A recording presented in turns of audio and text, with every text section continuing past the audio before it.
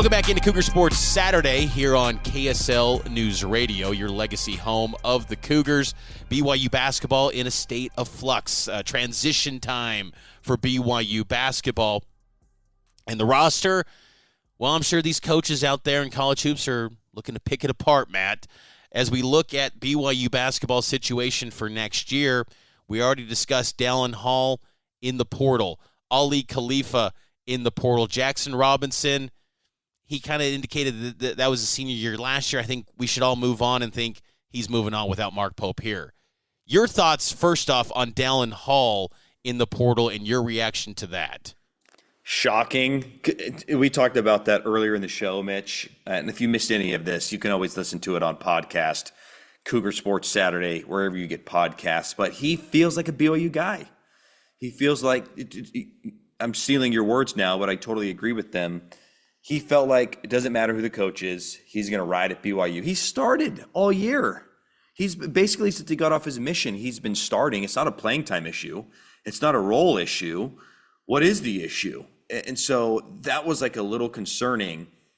To me also, though, I wonder if, to your point, this is I wonder what I'm worth, and I'm hoping that BYU just pays me what I'm worth.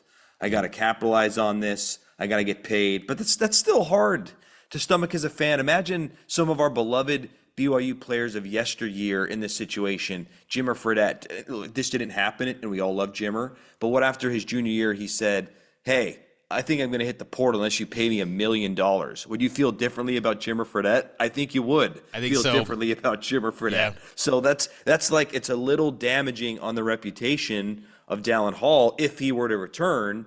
That was this just a money grab, which we all understand, but it's still hard to grasp with because we love the institution, we love what BYU represents, and we love the players that embrace what BYU is. All of the great players, the Steve Youngs, the Ty Detmers, the Jimmer Fredettes, the Danny Ainges, we could go on and on and on. They loved BYU. They're BYU guys. And when someone goes into the portal like this, you wonder, are you a BYU guy or not? And that affects how you root for them as a fan, because this is not the NFL or the NBA, Mitch. Like you and I, we grew up Laker fans. I'll root for anyone who wears that uniform, but that's at the professional level. At BYU, I'll also root for anyone that wears blue and white and wears BYU across the chest, but you want them to love BYU back.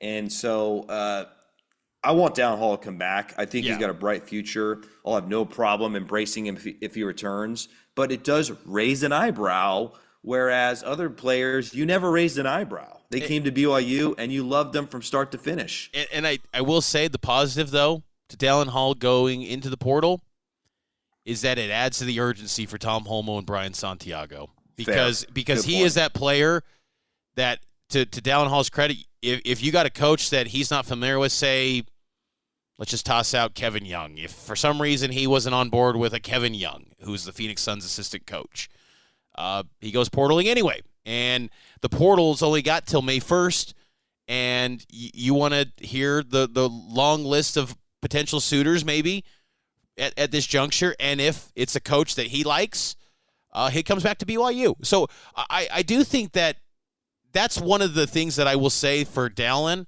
is that I respect, because maybe this can add a little bit of an urgency and a fire to the AD in the athletic department. I do get that sense that there is urgency with this athletic department for this move.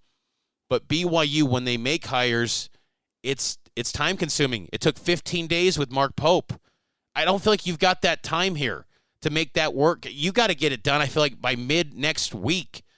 But there's a lot of layers to the BYU interview process, and you hope that Holmoe and Santiago can push through and get it done to make sure they can get this thing done in a timely manner. Let's go through the roster real quick right now. So the players that are currently part of the program, not portaling right now: Noah Waterman, Trevin Nell, Trey Stewart, Atiki Ali Atiki, Fusini Traore, Dawson Baker, Richie Saunders. Colin Chandler's on a mission right now. He's going to be coming back in May. And then Isaac Davis is a new BYU signee. There's some nice pieces to work with there. And you bring back Dallin Hall if you can get him back for the next coach. There's good options. So time is of the essence, Matt, to keep this group together. A few of those guys I think will stay regardless. Like I look at Trevenell, I think he's got 1 year left. He's going to stick around. So you don't have to worry about him, and then a couple other guys too. Let's take a break. On the other side, we'll continue to discuss BYU basketball and what's next for this program. Thoughts on the Mark Pope to Kentucky spot as Cougar Sports Saturday rolls on here on KSL News Radio.